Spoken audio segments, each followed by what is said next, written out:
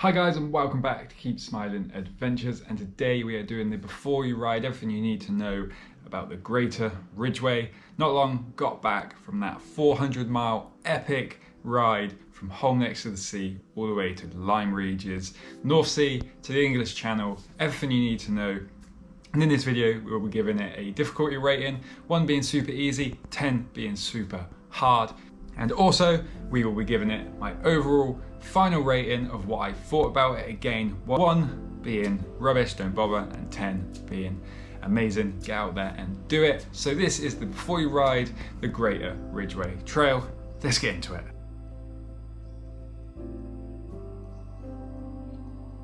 Greater Ridgeway bikepacking route is a bit of an epic route, stretching from the English Channel in Lyme Regis to the North Sea at home next to the sea, with a distance of about 390 miles or 630 kilometers. This route is one that will test you, but also has a lot of fun riding that will have you grinning. Depending on which way you choose to do this route, it will either get easier or harder the further you get into this route. This route follows 4 official, quite well-used trails: the Wessex Ridgeway, the Ridgeway, Icknild's Way, and the Pedder's Way. These 4 trails are all off-road trails, but at certain times of the year, motorised vehicles are allowed to use some sections, so you might come across the odd motorbike or 4x4 on your travels. Being an off-road adventure, you can be sure that you will come across every different type of surface along the way, from grassy fields, muddy fields, flowing single track, and not so flowy single track, old chalk roads, open gravel roads, sandy bridleways, country lanes, and lots of puddles. With the Greater Ridgeway, you get to experience every trail. With about 24,000 feet or about 7,300 meters of elevation, there is a fair amount of climbing along this route. Albeit most of your elevation happens over the first or last half of the route, depending on where you start. As the Greater Ridgeway does use 4 quite popular trails, they are relatively easy to follow even without a map, as they are quite well signed for the most part. However, these signs can be small and not easy to spot at times, so a GPS device would be ideal for mapping to follow this route.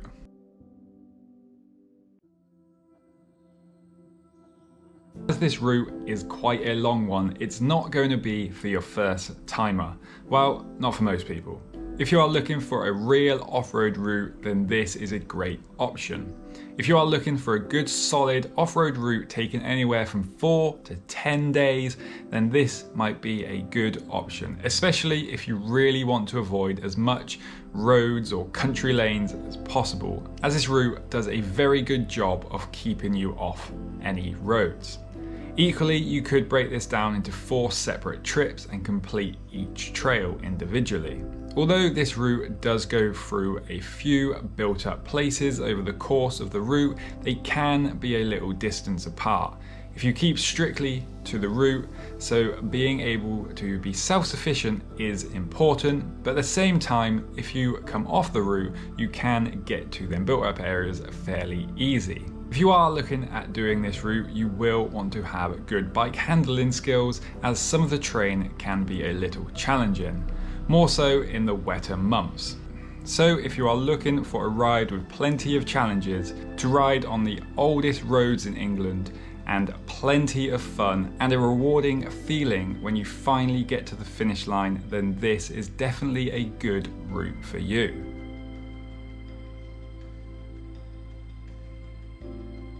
The best bike for the job here, I think, is going to be a hardtail mountain bike. This route is long and does have some rough stuff and some technical trails along the way, so a hardtail mountain bike will be the most fun bike to ride. But saying that, I do think you could do this on a gravel bike with 45mm tyres or bigger. However, I'd say that the gravel bike will only be the better option for the drier months. If you don't have much experience with off-road riding though, you might find this a little on the hard side on a gravel bike, so I definitely recommend a mountain bike over the gravel bike if you have one.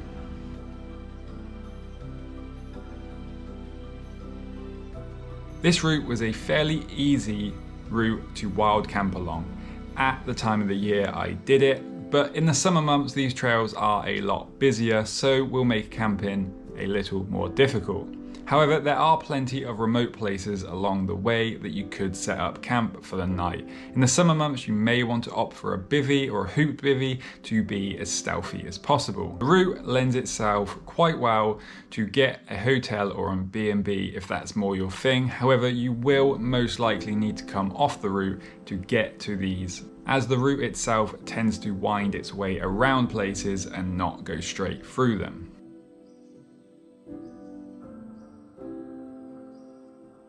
This route isn't the most accessible if you want to ride the whole route, as either end is not connected with train stations. The nearest station from Lyme Regis is Axminster, about 5 to 6 miles riding, or 10 kilometers, or the closest station from home next to the sea is a good 20 miles, 32 kilometer ride to the nearest station in King's Lynn. From Axminster, you will either be using South Western Railways or Great Western Railways. Both technically require bike reservations, however, South Western are less strict with this. Great Western Railway are more strict with this though, so it's best to reserve a bike when buying your ticket, either at the ticket office or online with a Great Western Railway app.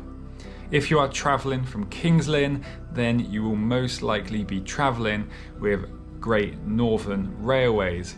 They do have time restrictions on when you can travel with your bike, but each time I have used them, they didn't have official bike spaces, so you have to stand in a door and move your bike at each station. I have also never booked my bike on these trains. It has always been a turn up and get on, but obviously travel at the quieter times.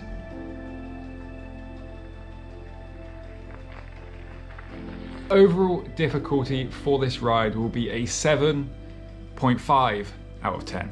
The distance is quite high and the trails can be rough and technical at times. It's not a ride I'd recommend for a beginner, but someone who wants a really good challenge and enjoys being quite self-sufficient. The nice thing with the difficulty of this route is that depending on which way you decide to go, it can either get harder the further you get into the route, or easier. I'd recommend starting from Lyme so the ride gets easier, and you will also more likely get the wind more in your favour in this direction. The terrain you will get to ride on varies in difficulty, and of course when it rains it can make things a little bit more slippery. The nice thing with this route is that it has its tough and technical sections, but other times you get to enjoy the more relaxing, straightforward trails. A good mixture of difficulty to keep you on your toes, but also enough time to relax and enjoy yourself.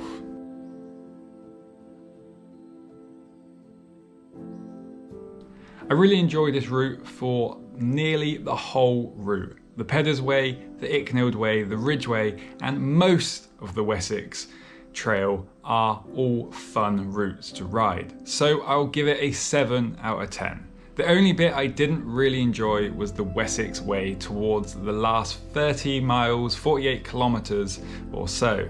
The entire route was so nice to ride in the sense there was rarely, if anything, to stop you. However, the last section of the Wessex Way becomes very stop and start with gates and hard to follow signs, which just doesn't really fit in with how the whole of the rest of the route goes. I'd probably suggest following the Old Chalk Way for the first or last 30 miles instead, as that section of the route just feels a bit more fun to ride. Other than that, I really enjoyed this route. It had a lot of fun trails to ride with some great views along the way. Also some great wild camping opportunities, and coast to coast trips always make fun adventures.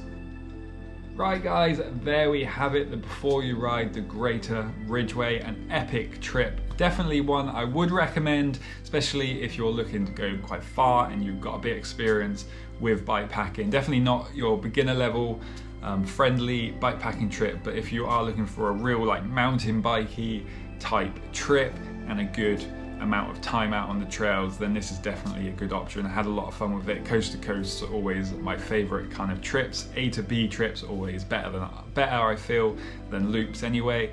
But yeah, that was the Before You Ride. I hoped it helped you decide if you want to ride this.